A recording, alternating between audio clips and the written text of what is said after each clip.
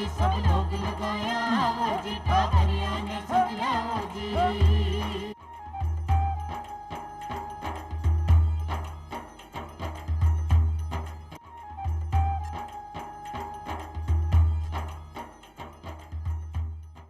चौपाल का सगला दर्शका ने राम राम सा भाई चौपाल के माध्यम अपन नई नई सरकार की योजनावां सरकार के द्वारा अपने किसान भाई बहना के लिए जो भी योजनावां बनाई गई है भी की तरीकों भी को फायदो उठा सके ये विषय पे आप हमेशा बात करा। और आज अपन बात कर महिला सशक्तिकरण की, आपने महिलाओं के अधिकारों की, आपने महिलाओं के लिए शिक्षित होना कितो आवश्यक है, वास्तव में सशक्तिकरण काई है और एक सशक्त महिला एक सशक्त समाज को निर्माण की तरीकाओं कर सके ये विषय पर ही आज जी चौपाल में अपन चर्चा करशा। और चर्चा करवा खातर आपने सागे पधार्या है अनीता माथुर जी। अनीता जी माँ के कार्यक्रम में आपको बहुत बहुत स्वागत है। अनीता जी सामाजिक कार्यकर्ता है। अनीता जी आज आप बात कर रहे हैं महिला सशक्तिकरण की, तो सबों पहले आपने जो भी ग्रामीण महिलाओं बहन बेटियां जो कार्यक्रम देख रही है मैंने सबों पहले आप बताओ कि सशक्तिकरण को काई अर्थ है, काई है सशक्तिकरण? सशक्तिकरण का मतलब है कि लोग अपने निर्णय ले सके, जो भी महिलाएं हैं चाहे वो गांव में रहे शहर में रहे, अपने मन से अपनी शिक्षा कर सके, अपने मन से वो सोच सके कि मैं क्या काम करना चाहूँ, अगर खेती में करना चाहूँ तो खेती में करूँ, कोई उद्योग धंधो करना चाहूँ तो वो करूँ। इसके साथ साथ ये भी इसका मतलब है कि वो जो भी सीखना चाहें, जो भी योग्यता वो हासिल करना चाहे उनको वो करने की छूट हो। और ये सब अगर मिलता है तो हमको लगता है कि वो समाज जो है वो सशक्त है, उसमें रहने वाले लोग जानकार हैं, समझदार हैं। जी बिल्कुल सही बात है। और भी विवेकानंद जी भी अब बात की है कि भाई महिलाएं जो है वे जन्म हुई सशक्त है, आवश्यकता है बने शिक्षित करवा की, क्योंकि एक महिला सशक्त है और अगर बात शिक्षित होगी तो बिन बिके अधिकारों के बारे में ठा पड़ जाए, वो अपने अधिकारों की लड़ाई खुद स्वयं लड़ सके है। बहुत बढ़िया बात आप बताई। इसके साथ आप मैंने आप बताओ कि महिला सशक्तिकरण और जो आपनो सशक्त समाज है भी में कई संबंध है, इसके बारे में आप दर्शकों ने बताओ। देखिए लोगों से समाज बनता है, महिलाएं ही समाज बनाती है, पुरुष ही समाज बनाते हैं, जो लोग रहते हैं वो लोग समाज बनाते हैं। तो अगर इसमें रहने वाले शिक्षित हैं, रहने वालों को सामाजिक आर्थिक राजनीतिक चेतना है, उनको ये पता है कि वो क्या करना चाहते हैं, उनको शिक्षा लेने की समझ है, कौन सी शिक्षा लूँ ये वो चुन सकती है, तो वो समाज भी सशक्त होगा। तो मेरा जहाँ तक सोचना है कि सशक्त अगर महिलाओं को सशक्तता से जोड़ें, महिलाओं की सशक्तता की बात करें तो वो महिला जिसमें सामाजिक आर्थिक राजनीतिक ये समझ हो, उसे पता हो कि मुझे जानकारी कहाँ से मिल सकती है, अगर खेती में काम कर रही है तो उसे पता हो कि मुझे खेती की जानकारी लेने किसके पास जाना है, वो ग्राम सेवक के पास जाके पूछ सकती है।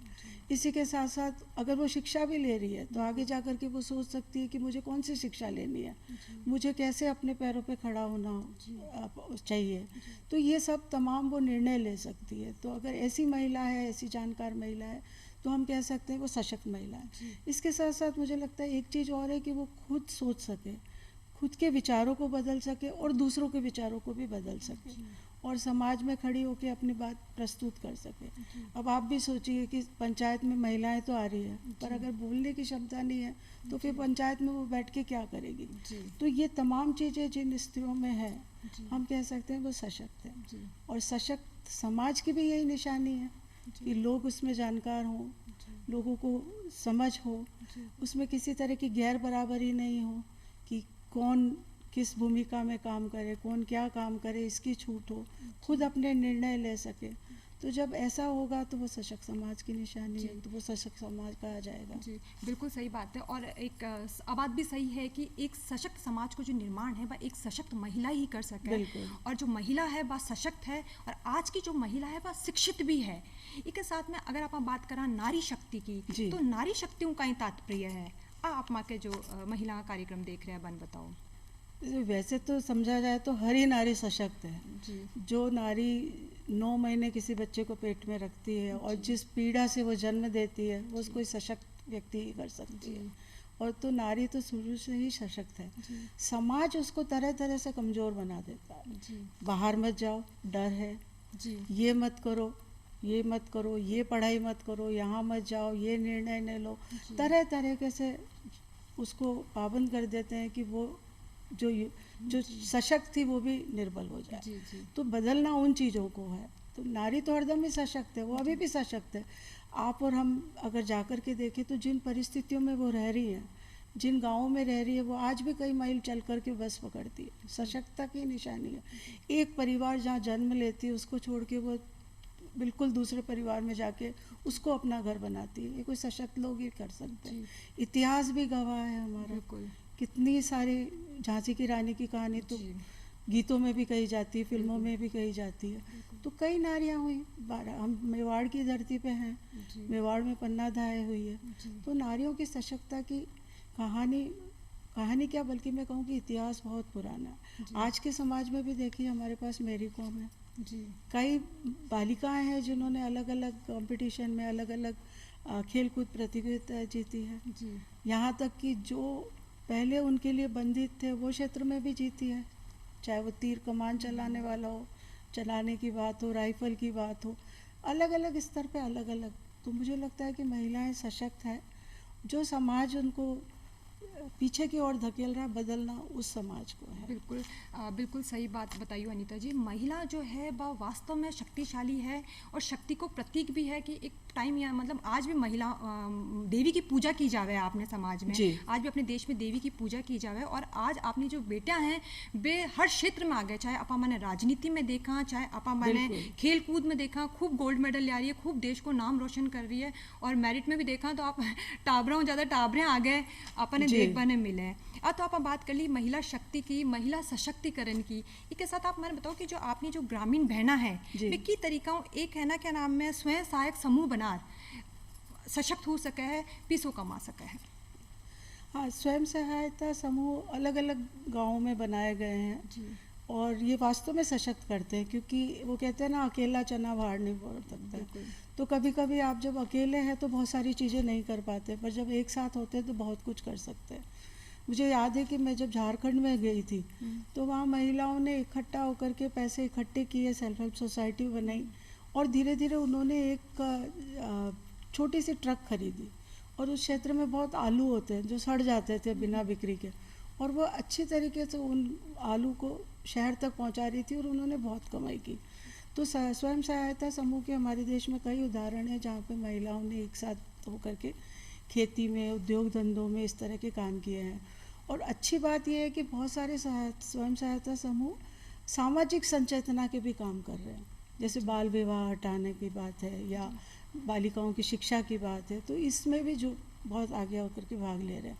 तो मुझे लगता है इस काम को बहुत सघनता से करना चाहिए। जी जी, बिल्कुल सही बात है कि इन को समूह बनाकर महिलाएं जो है वे अच्छो मतलब घरेलू उद्योग भी चला सके हैं और जो अपना जो अधिकारों की रक्षा भी कर सके, और जो अपने साथ की जो महिलाएं हैं उन्होंने भी मांगे अधिकारों के बारे में बता सके है। इसके साथ आ तो बात आप कर ली महिलाओं की कि भाई वे की तरीका एक समूह बना अपने अधिकारों की रक्षा कर सके, खुद ने सशक्त बना सके और अधिकारों की रक्षा कर सके। लेकिन इसके साथ आप बताओ कि सरकार के द्वारा महिलाओं के लिए कौन सी योजना बनाई गई है?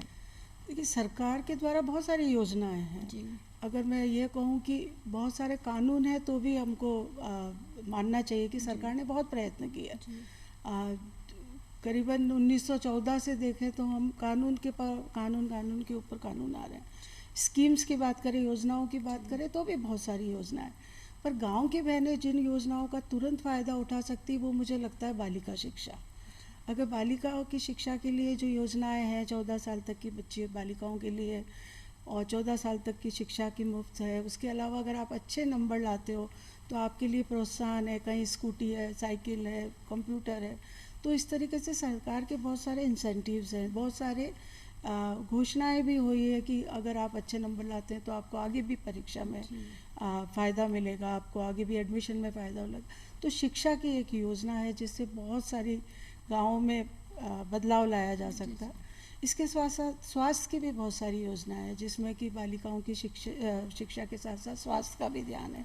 और ख़ास तौर पे माहवारी के समय की ज्ञान की बातें हैं, क्या किस तरीके से साफ़ सफाई रखनी चाहिए, महिलाओं को किस तरीके से अपनी बच्चियों को तैयार करना है कि वो एक अच्छे रिप्रोडक्टिव हेल्थ, जिसको कि प्रजनन स्वास्थ्य कहते हैं, कि जब बच्चे भी बनी है। हाँ, पिक्चर भी बनी है। हाँ, बिल्कुल बिल्कुल।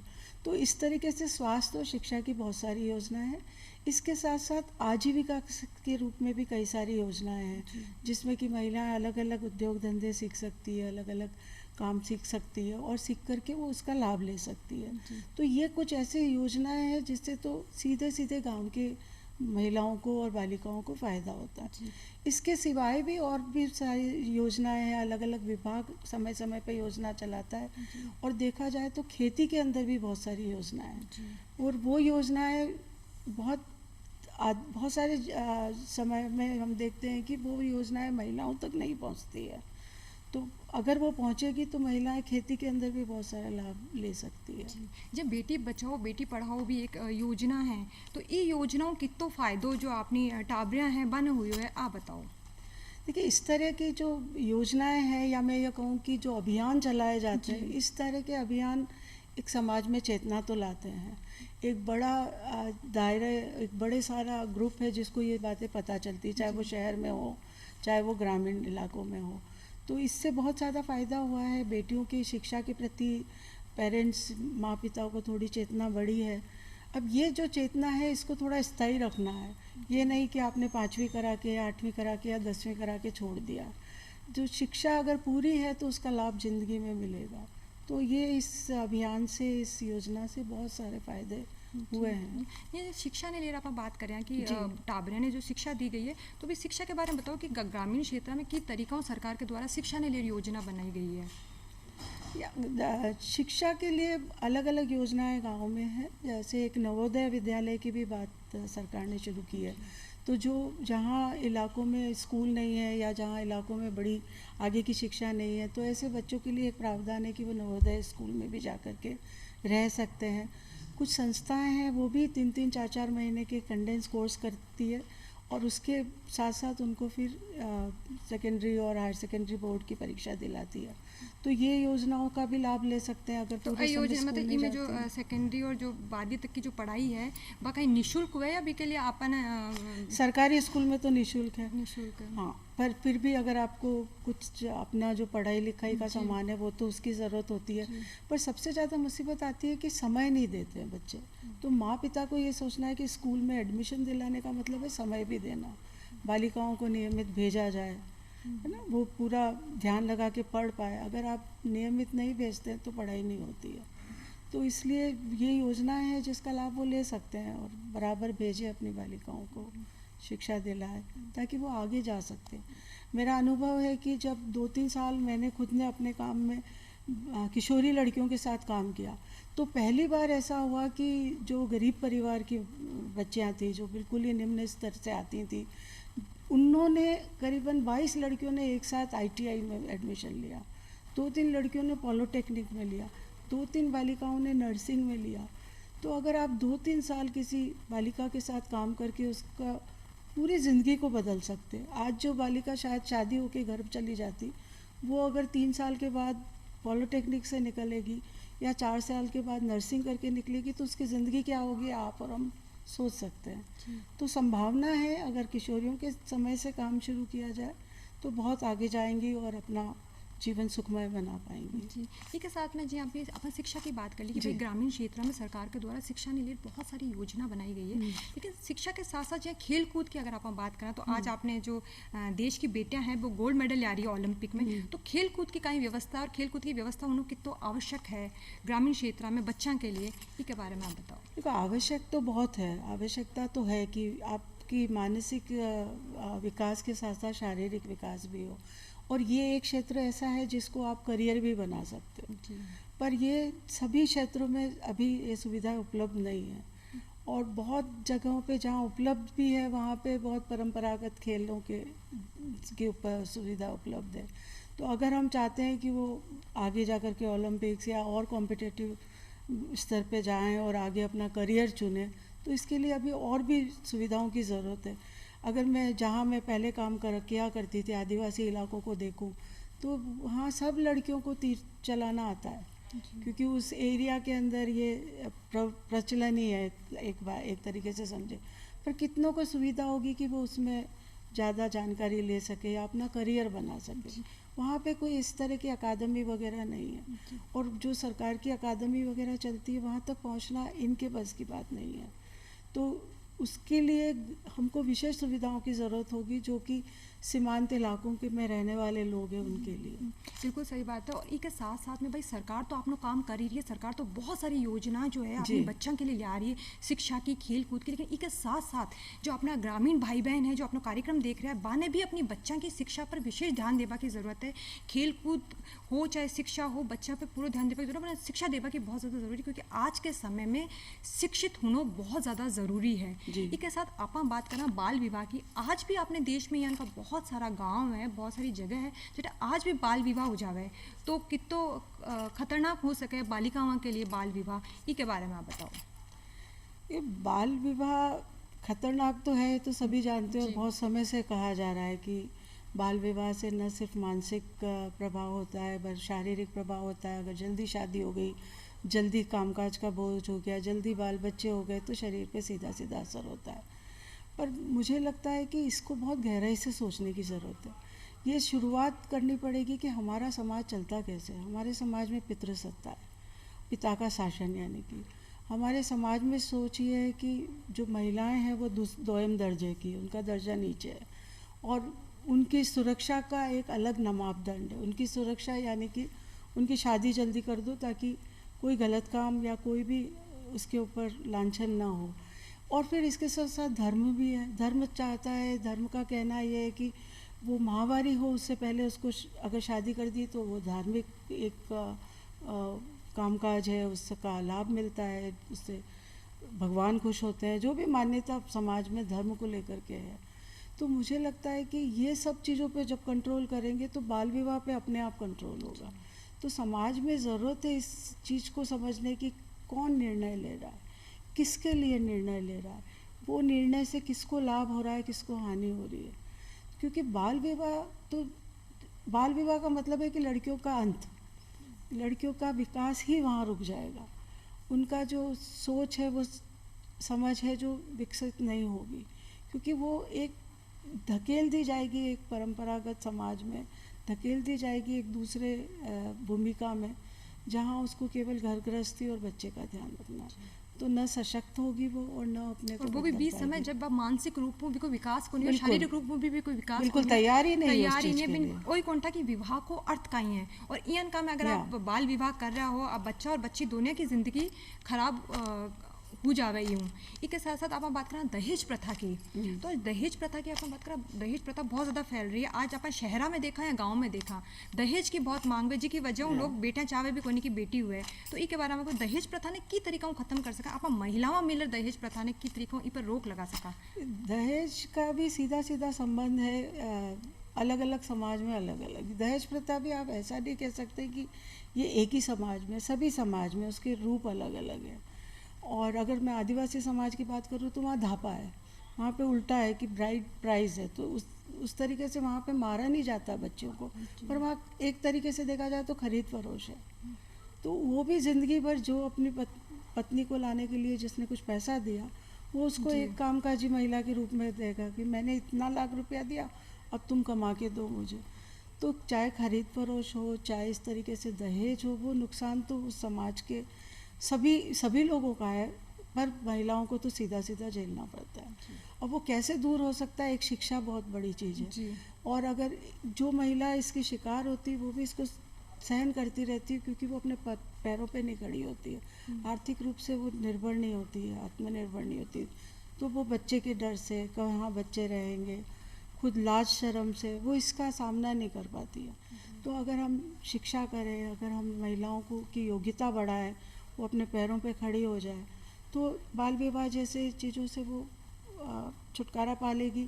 दहेज प्रथा की ज़रूरत नहीं होगी। अभी आप और हम अखबार में भी पढ़ते हैं, बहुत सारे लोगों को देखते हैं कि उन्होंने स्टैंड लिए हैं, उन्होंने यह निर्णय लिया है कि वो दहेज नहीं देंगे, और दहेज का विरोध भी किया है जिसके फायदे भी हुए हैं। बिल्कुल, और दहेज लेना भी नहीं चाहिए, क्योंकि आज आप 21वीं सदी में जी रहे हैं। हाँ, आज महिलाएं जो है वे पुरुषों कंधों मिला चल रही है, और हर क्षेत्र में पुरुषों के बराबर है, बहु कम को नहीं। तो यान का में बाल विवाह या फिर दहेज प्रथा यान की रूढ़िवादी सोच ने आपने बदलवा की बहुत जरूरत है, और इनने बदलना भी चाहे यदि आप एक सशक्त समाज को, एक शिक्षित समाज को निर्माण कर सका। बिल्कुल सही बात है ना। बी के साथ में मैं आपने एक और बात पूछना चाहूँगी, एक महिला खुद स्वयं ने सशक्त करे बिंब की काई भूमिका रहे, क्योंकि सरकार कितनी भी योजना बनाओ, कितना भी शिक्षित हो, लेकिन एक महिला ने अपने अधिकारों के लिए तो खुद ही लड़ना पड़ा है। तो बी पे आपका काई विचार है?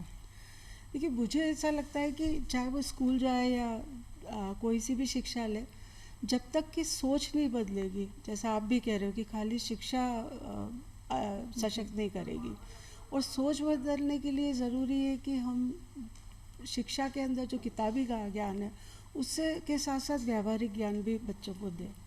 और हमने देखा है कि अगर ये व्यावहारिक ज्ञान मिलता है तो उनको सोचने का, समझने की शक्ति बनती है, वो खुद निर्णय ले पाती है कि मुझे कैसे आगे बढ़ना है, मेरे जीवन को कैसे ढालना है। तो हमको एक तो स्वतंत्रता देनी पड़ेगी बेटियों को भी कि वो बोले, अपने मन में क्या है वो प्रकट करें, उन पे थोपना नहीं होगा जैसे समाज थोप देता है। अपनी पसंद के लड़के से शादी नहीं करने देगा, अपनी पसंद से शिक्षा नहीं देने देगा, वो क्या बनना चाहती है ये सोचने का अधिकार नहीं है उसको। तो ये सब चीज़ों को बदलने की ज़रूरत है, और खाली लड़कियों को ही नहीं, लड़कों को भी बदलने की ज़रूरत है। मैं एक दूसरे कार्यक्रम में जुड़ी हुई थी जहाँ पे हम लड़कियों को शिक्षा दे रहे थे कि वो प्रोफेशनली ट्रेंड होकर के, शिक्षित होकर के एक अलग काम करे, कोई भी काम जो उसका मन का है, चाहे वो ड्राइवर बन करके करे, चाहे वो पेंटर बने, चाहे वो इलेक्ट्रिशियन बने। और उसमें क्या सोच आती है, नहीं नहीं, अगर ड्राइवर बनोगी तो रात की ड्यूटी करनी पड़ेगी, इसलिए तुम अच्छा है कि होम साइंस कर लो, खाना बनाओ, बाल बच्चों की देखभाल करो। तो ये सारी जो चीज़ें हैं ये बदलने की ज़रूरत है, सोच बदलने की ज़रूरत है, और महिला ने खुद ने अपने अधिकारों के लिए खड़ो होने की बहुत ज़्यादा ज़रूरत है। इसके लिए पेरेंट्स के, माँ पिता को की भी सोच बदलने की ज़रूरत है, खाली लड़की की ही नहीं, लड़कों की भी सोच बदलने की ज़रूरत है कि वो कैसी पत्नी चाहते हैं बिल्कुल आगे जा कर के। बिल्कुल। तो ई के साथ में एक और आपने बात पूछो, आप बात कर ली कि भाई बाल विवाह ये सब चीज़ें गलत है, और एक महिला ने अपने अधिकारों की रक्षा स्वयं करनी चाहिए। लेकिन आज आप देखें घरेलू हिंसा की अगर आप बात करें, आज भी महिला बहुत शिक्षित है, चाहे बात डॉक्टर है, इंजीनियर, लेकिन फिर भी बिन घरेलू हिंसा को सामना करना पड़े, इन को आप अपने समाज में देखा। तो इन का में महिला ने कहीं करना चाहिए, इसके विषय में आप बताओ, और बाकी दिमाग पर कहीं असर हुए इनको? ये एक बहुत ही गंभीर, मैं ये कहूँ कि बीमारी है समाज के लिए, तो सही होगा, वास्तव में बीमारी है। और ऐसा नहीं है कि जितने आंकड़े अपने सामने आ रहे हैं वो ही घरेलू हिंसा के शिकार है, इससे कहीं ज़्यादा है। पर कभी लाज की वजह से, शर्म की वजह से, समाज में क्या इज्जत होगी, खुद की इज्जत क्या होगी, परिवार की इज्जत क्या होगी, इसकी वजह से बोलती नहीं है। पर बहुत सारे आंकड़े बताते हैं, और ग्लोबल मतलब पूरे विश्व स्तर के आंकड़े भी ये कहते हैं कि हर 3 में से 1 महिला किसी न किसी तरह की हिंसा के शिकार होती है। बहुत ही इनका मामला और बहुत सारे देखने को मिलता है, और यहाँ तक कि मारपीट तो देखने को मिलती है, पर बहुत सारी मानसिक हिंसा भी है जो कि हम दिखाई नहीं देती, पर वो सहती है महिला। और इस तरह की हिंसा को दूर करने के लिए बहुत सारी अलग अलग स्तर पे काम करने पड़ेंगे। सबसे पहला तो ज़रूरी है कि महिला अपने पैर पे खड़ी हो, और दूसरी बात ज़रूरी है कि वो बोले, और जिसके साथ हिंसा हो रही है उसको लोग समझें। तो समाज के हर वर्ग को समझना पड़ेगा कि हिंसा गलत है, और इसके लिए केवल महिलाओं को शिक्षित करने की ज़रूरत नहीं, इसके लिए लड़कों को शिक्षित करने की ज़रूरत है जो हिंसा करता है। तो समाज में जो हिंसा कर रहा है उसके लिए कड़ी सज़ा का प्रावधान भी हो, और सरकार के द्वारा कड़ी सज़ा को प्रावधान भी है, खूब सारा नियम भी, पर वो लागू नहीं हो रहे, या देरी बहुत हो रही है उनमें। और है ना, जो लागू भी हुआ है तो भी कहीं हुए कि महिला सोचे कि अरे समाज कहीं कैसी, लोग कहीं कैसी, मेरे माता पिता पर भी को कहीं असर पड़सी, और वह जो हिंसा है या जो मारपीट है झेलती रहे, लेकिन ई को कौनटा कि वो एक टाइम के बाद में एक अपराध को रूप ले लेवे। तो यूँ जितो आप बच सको बचो, और अपने अधिकारों के लिए, अपने मान सम्मान के लिए आवाज़ उठावा की बहुत ज़्यादा ज़रूरी है। इसके साथ अनीता जी, मैं आपने एक और चीज़ पूछना चाहूँ कि पहले महिला की स्थिति और आज की महिला की स्थिति में कई अंतर आप देखो?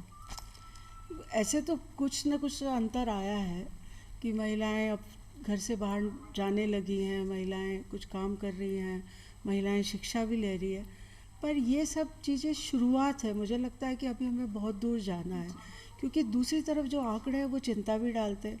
अभी अगर आंकड़े देखें शिक्षा के, तो आज भी केवल 65% महिलाएं स्कूल या बिल्कुल आज शिक्षा तक जा रही है। सभी महिला जो शिक्षित उसी स्पेशली अपने गांव में काफ़ी सारा यन का जगह जब महिला शिक्षित कौन हुआ है तो बटे भी शिक्षा की बहुत ज़रूरी है। बिल्कुल। जी आप बहुत बढ़िया जानकारी मार्गदर्शिका ने आज आप दी हो, महिलाओं ने आपने दी हो, आपको माँ के कार्यक्रम में पधारवा खातर बहुत बहुत धन्यवाद। एक साथ ही दर्शका भाई मैं तो एक ही बात कर कि आपकी बहन बेटिया ने पढ़ाओ लिखाओ बाना सशक्त करो और अपने पैरों पर खड़े करो और बिके बाद ही बा को विवाह करो।